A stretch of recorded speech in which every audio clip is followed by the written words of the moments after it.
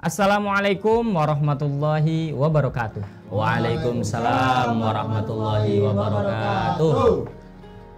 Alhamdulillah, kita sekarang bertemu lagi di segmen Q&A. Perlu teman-teman tahu bahwasannya pertanyaan-pertanyaan yang akan dijawab oleh narasumber kami ini adalah pertanyaan dari teman-teman yang ditanyakan lewat question box yang ditanyakan di Instagram kami, yaitu @limproduction_. Seperti biasa, pertanyaan ini akan dijawab secara lengkap oleh narasumber terpercaya kami, yaitu beliau Bapak Abdul Mujib Abidin. Gimana Pak kabarnya? Alhamdulillah sehat ya. Alhamdulillah. Rutinitas sehari-hari itu sekarang apa Pak? Lagi disibukkan dengan masalah apa? Kalau untuk kesehariannya sih masih fokus nemenin teman-teman belajar di kelas 1 aliyah. Untuk yang itu belajar, paling ya hanya baca-baca. Kalau tidak yang ngerjain tugas-tugas yang berkaitan dengan marhalah saniyah di Ma'had Ali Lirboyo ini. Idaman. Jadi beliau itu sekarang melanjutkan studinya di marhalah sani ya Pak, Pondok Ya, Pesantren Lirboyo, Kota Kediri.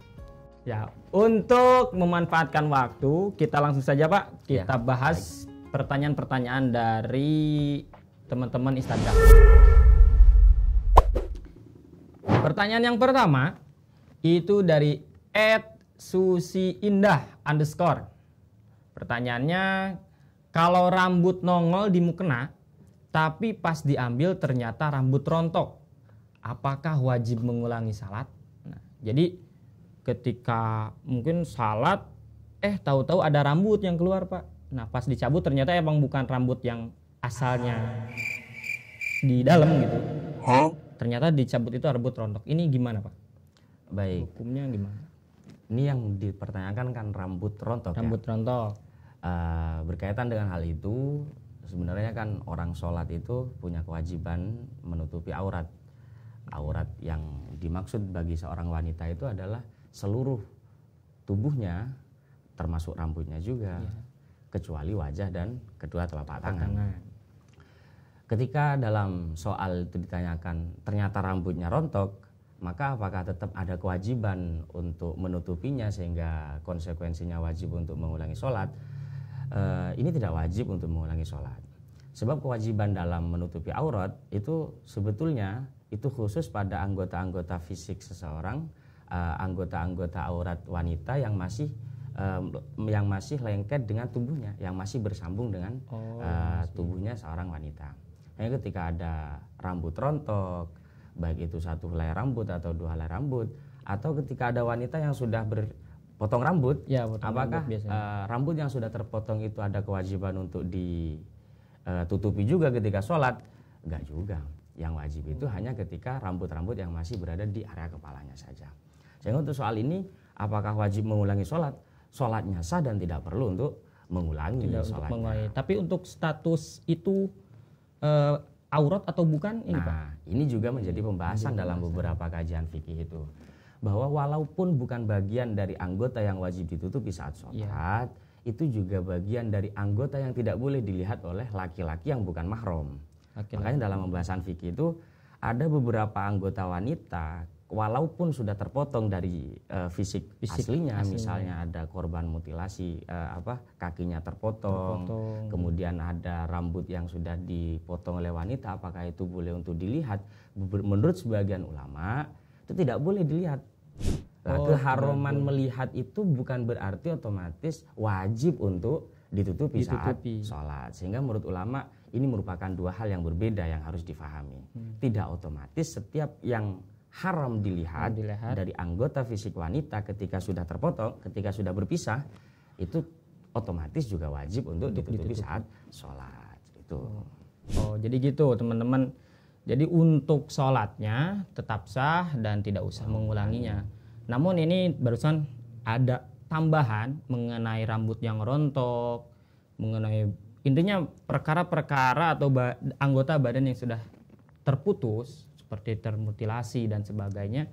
Ini tidak boleh untuk dilihat, namun tidak ada kewajiban untuk menutupinya ya Pak ya? Tidak ada kewajiban menutupinya saat dia sholat. Dia sholat. Persoalan hal lain yang perlu dilakukan oleh wanita yang potong rambut, potong kuku, kewajibannya apa? Sebisa mungkin untuk dikubur, sebisa mungkin untuk ditempatkan di tempat yang sekira tidak ada orang laki-laki untuk melihatnya. Itu jangka yang paling aman. Jangka yang paling aman dikubur. Dikubur bisa, kalau dibakar ya gak mungkin ya Pak ya? Nggak mungkin. Ya betul.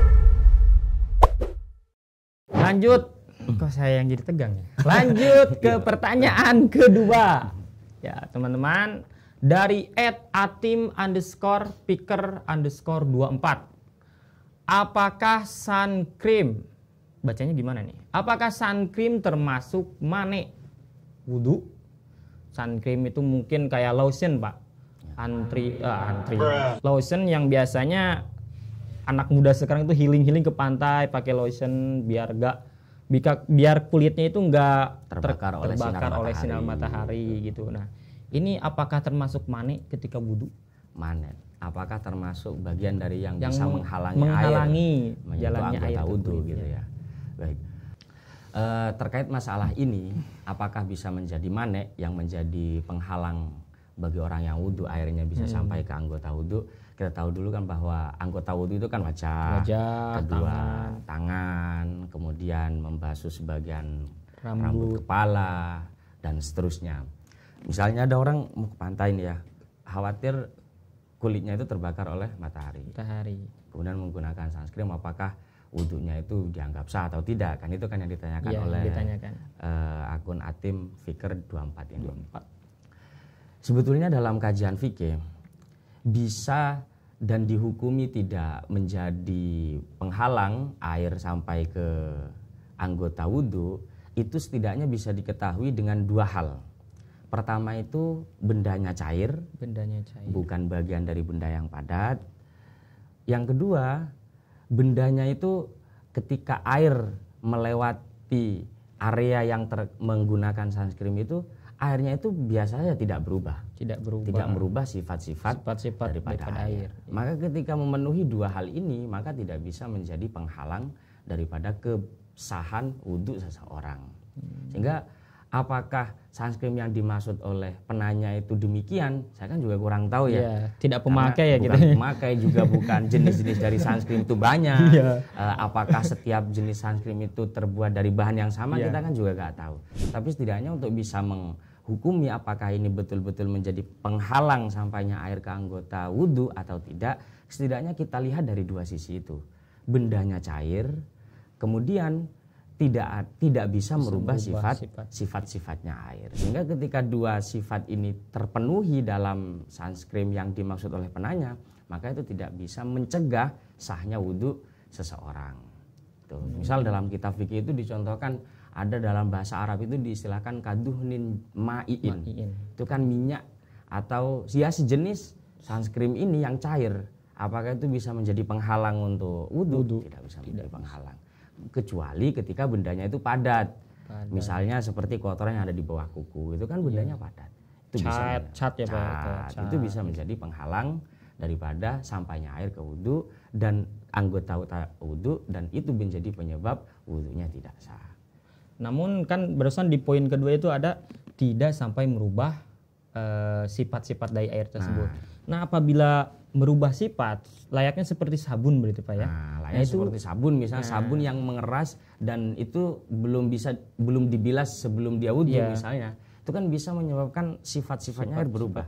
Ketika air itu atau sifat-sifatnya air itu berubah yang masih berada di anggota wudhu, itu mengakibatkan airnya tidak berfungsi untuk izalatul hadas. Tidak bisa menghilangkan hadas yang seharusnya dengan wudhu hadas itu hilang. Karena dalam istilah fikih, karena tercampur itu. Dalam istilah fikih kan syarat air itu bisa digunakan untuk wudhu, bisa digunakan untuk mandi wajib. Itu kan syaratnya harus ma'ul mutlak. Air mutlak. Air mutlak yang dimaksud itu adalah air yang sifat-sifatnya itu tidak berubah. Ya, sangat gamblang sekali teman-teman. Penjelasannya barusan sudah tahu kan? Intinya ketika benda tersebut cair dan tidak merubah sifat-sifat daripada air, maka wudhunya tetap sah. Beda halnya ketika yang nempelnya itu benda padat atau seperti cat dan sebagainya yang menghalangi tembusnya air.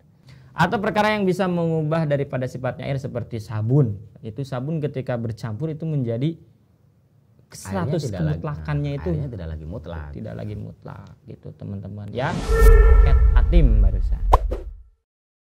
Pertanyaan ketiga dari Kotrunada Al-Mukhtar. Apakah rukun dan syarat itu disamakan? Ini menanyakan mengenai rukun dan syarat, Pak. Baik. Syarat dan rukun.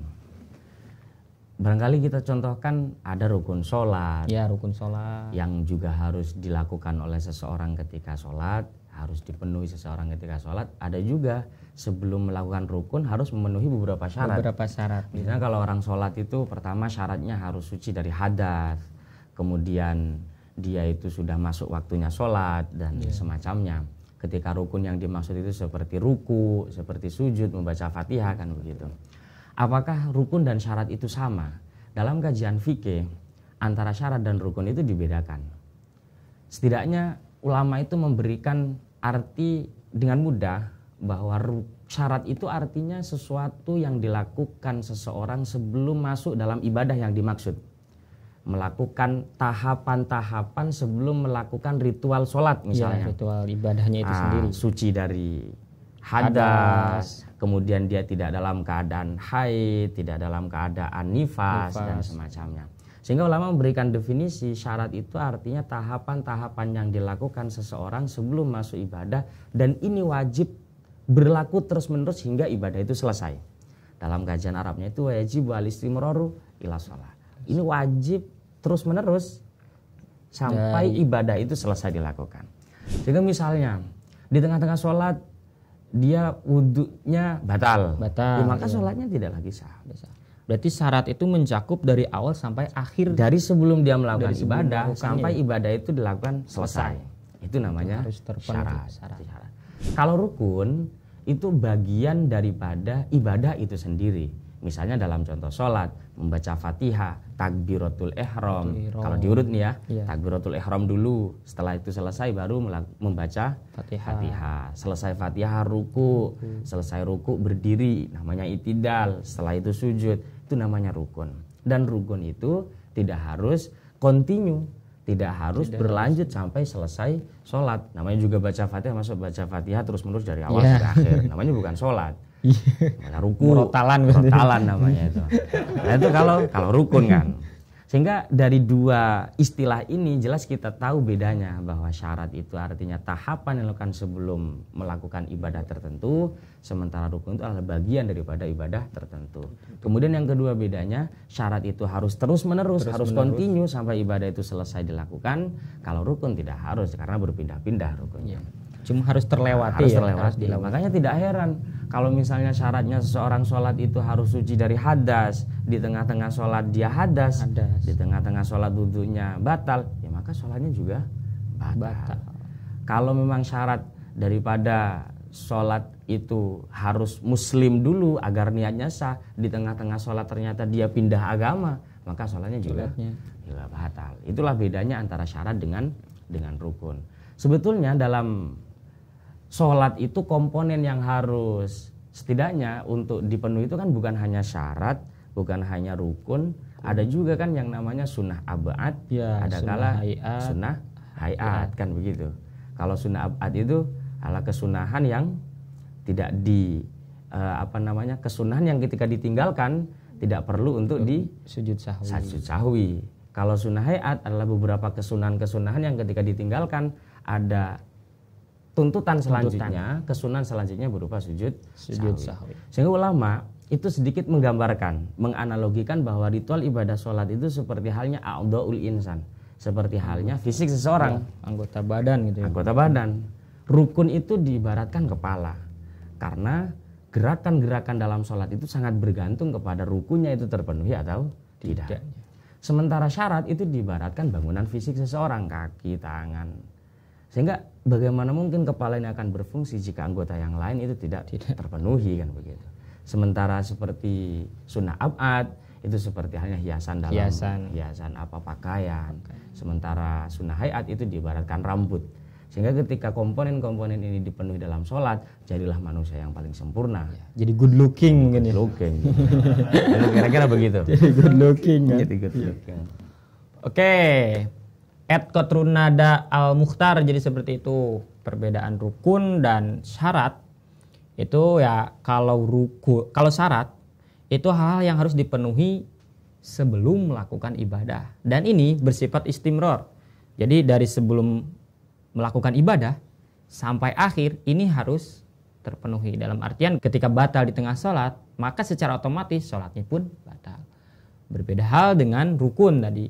Kalau rukun itu ya kayak kerangka lah di dalam hal-hal yang harus dipenuhi ketika melakukan ibadah. Jadi seperti itu. Ya, lanjut pertanyaan keempat dari @wizbalya abinaya. Bagaimana hukumnya orang awam kalau mentalpik beberapa? Oh, saya mentalpik ya. Mentalpik Sunda.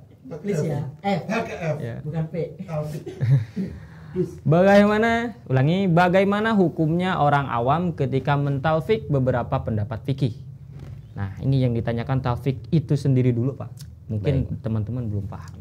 Apa sih talfik itu? Talfik.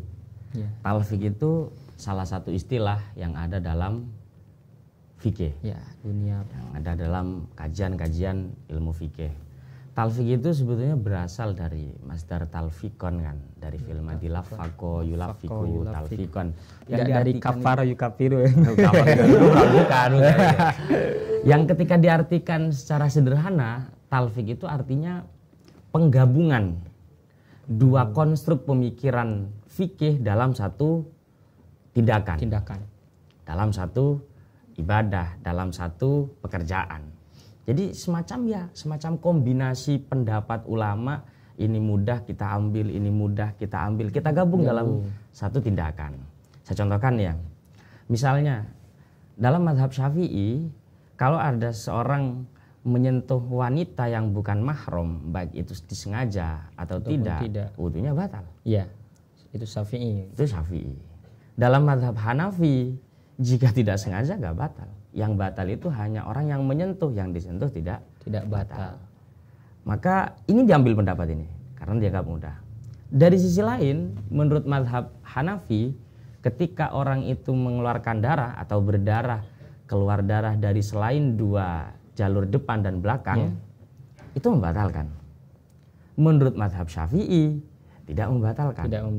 Akhirnya dari orang yang melakukan talfik artinya menggabungkan dua hukum ringan dari dua mazhab yang berbeda dalam satu pekerjaan. Misalnya ada orang menyentuh wanita yang bukan mahram, saya ikut mazhab Hanafi sajalah, nggak batal.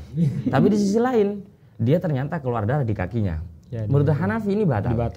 Tapi kalau dalam soal ini saya ikut Syafi'i sajalah, biar nggak batal. Akhirnya dia tetap melakukan sholat. Ini namanya kombinasi dua qaul yang secara prinsip dari dua pendapat itu akan mengatakan batal tapi digabung dalam satu tindakan. Lah inilah yang disebut dengan istilah talfik di dalam bab fikih. Apakah ini boleh dilakukan oleh orang awam? Sebetulnya kajian talfik itu dari dulunya sudah berbeda pendapat ulama itu. Apakah ini boleh atau tidak? Yang jelas pindah dari satu mazhab ke mazhab yang lain dalam kondisi-kondisi tertentu ulama sepakat itu diperbolehkan. Dengan tanda kutip kondisi-kondisi tertentu dan tidak mencampur adukkan. Misalnya nih ya, seperti yang kita sering lakukan setiap kali awal Ramadan. Kita tuh sering kali ikut pendapatnya mazhab Imam Malik yang ketika niat Ramadan itu nawaitu sauma Ramadana kullah atau jami'a Ramadan fardhan lillahi ta'ala. Penggabungan niat hanya dilakukan di malam pertama untuk niat di hari-hari berikutnya sampai di akhir Ramadan. Ini kan kalau mazhab Syafi'i tidak boleh. Karena dalam mazhab Syafi'i wajib melakukan niat di malam hari di masing-masing di setiap harinya. Hari pertama ya niat, hari kedua juga niat dan seterusnya. Nah ini kalau perpindahan mazhab semacam ini ulama sepakat boleh. Yang nggak boleh itu dalam persoalan talfik yang dimaksud saat itu penggabungan dua pendapat diambil ini menurut Hanafi dari sisi ikut Syafi'i. Yang ketika dikembalikan pada mazhabnya masing-masing mengatakan batal. Wudu. Jadi ingin enaknya aja gitu Ingin ya, Pak? enaknya aja. Ngambil yang ini yang ringan, yang ini yang ringan, biar sholatnya enak. Biar sholatnya enak. Nah ini apakah boleh bagi orang awam yang demikian? Ada beberapa contoh sebetulnya dalam fikih itu. Seperti misalnya contohnya, orang awam itu kan kalau dalam fikih ada kaidahnya. Al-ami la madhabalahu. Al-amin. Orang yang awam itu tidak terikat dengan satu mazhab pun. Ya. Tidak terikat, karena bahaya nih kalau orang awam terikat dengan satu mazhab, dia masih dituntut belajar mazhab, mendalami mazhab-mazhab tertentu. Sehingga yang penting kalau orang awam itu, yang penting aktivitasnya, ibadahnya, hal apapun yang berkaitan dengan hukum syariat sesuai dengan satu dari sekian banyak pendapat ulama, itu hukumnya sudah sah. Yang penting sesuai. Yang penting ada penanggung jawab. Yang penting ada penanggung jawab. Tidak perlu apakah ini mazhab Syafi'i, apakah ini mazhab Hanafi. Kenapa? Li'anal madzahib kullahum udulun ala hudam min rabbihim. Semua mazhab itu kan hakikatnya ala hudam min rabbihim. Sesuai dengan hidayah yang telah Allah berikan. Apakah boleh bagi? Makanya kadang bingung dari soal ini. Orang awam tapi mentalfek. Tapi tahu taufik. Tapi tahu talfik. Ini bingung juga ini. Bingung. Jadi yang saya maksud dari soal itu artinya jika kebetulan ada orang awam melakukan tindakan-tindakan tertentu seolah-olah penggabungan pendapat antara mazhab, tidak ada problemnya. Tidak ada problem. Dalam salah satu fatwanya Syekh Ismail Zain, dalam salah satu kitab namanya Fatawa Syekh Ismail Zain itu ada seorang perempuan sholat. Kebetulan di bawah dagu ya, di bawah dagunya itu terbuka. Ini sholat ala madhabi Syafi'i, sesuai dengan pendapatnya Imam Syafi'i, rukuknya ikut pendapatnya madhab Syafi'i. Tapi ternyata di bawah dagunya terbuka. Lah menurut beliau, Fatwa Syekh Ismail Zain, menurut beliau itu maka sholatnya orang awam demikian sah. Kenapa? Muwafiqan li madhabi Abi Hanifah. Karena ini sudah sesuai. Walaupun tidak tahu. Jadi bagi orang awam, Anda tidak terikat dengan satu mazhab dari sekian banyak mazhab yang ada dalam fikih. Yang penting berusaha semaksimal mungkin bagaimana ibadahnya itu dilakukan atas dasar pengetahuan. Gitu saja. Berarti tidak jumud ya Pak ya, tidak terlalu terkekang untuk orang awam itu harus gini, harus gini. Soalnya ibadahnya pun udah Ibadah sudah lumayan gitu ibadah kan, udah mau ibadah juga udah lumayan. Untuk @wizbalya binaya, itu namanya panjang banget. Jadi barusan beliau sudah menjelaskan bahwasannya ketika orang awam yang kebetulan mengerjakan ibadah yang seakan-akan penggabungan dari salah satu madhab dan madhab yang lain, ini sah-sah saja. Sah-sah saja mengingat orang awam itu tidak terikat lah, tidak terlalu terikat mengenai sebuah tidak terikat dengan madhab tertentu. Ya, tidak terikat dengan madhab tertentu.